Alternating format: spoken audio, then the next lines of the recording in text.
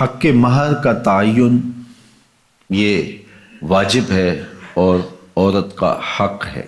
شوہر کی حیثیت کے مطابق حق مہر متعین ہو۔ زمانہ نبوی میں کچھ لوگوں نے حق مہر میں کھجوروں کا پورا باغ بھی رکھا ہے اور کچھ لوگوں نے بہت کم حق مہر بھی رکھا ہے۔ یہ شوہر کی حیثیت کے مطابق ہوگا۔ لوگ اس میں بھی افراط و تفریط کا شکار ہو جاتے ہیں۔ کچھ لوگ نمائش کے لیے زیادہ حق مہر رکھ دیتے ہیں جس کو بعد میں ادا نہیں کر پاتے، اور کچھ لوگ یہ نیت رکھتے ہیں کہ وہ جب ہماری بیوی بن جائے گی تو پھر ہم دیں یا نہ دیں کوئی فرق نہیں پڑتا۔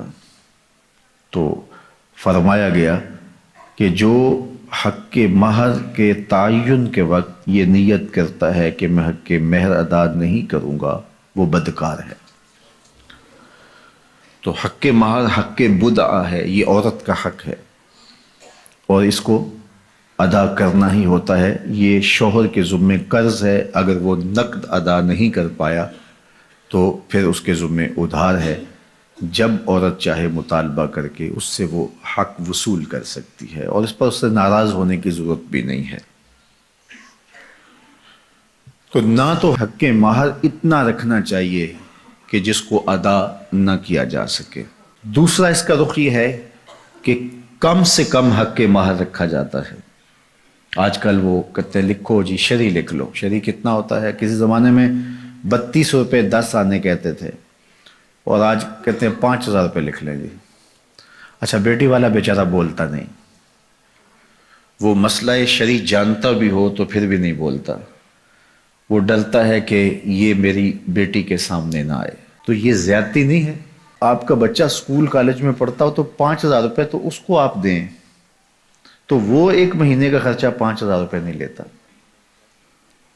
اور یہ عورت اپنے آپ کو تمہارے سپرد کر رہی ہے، اور یہ اس کا حق بدعہ ہے، اس نے خود متعین نہیں کیا، یہ حق اس کو اس کے رب نے دیا ہے، اور تم 5000 روپیہ دیتے ہو۔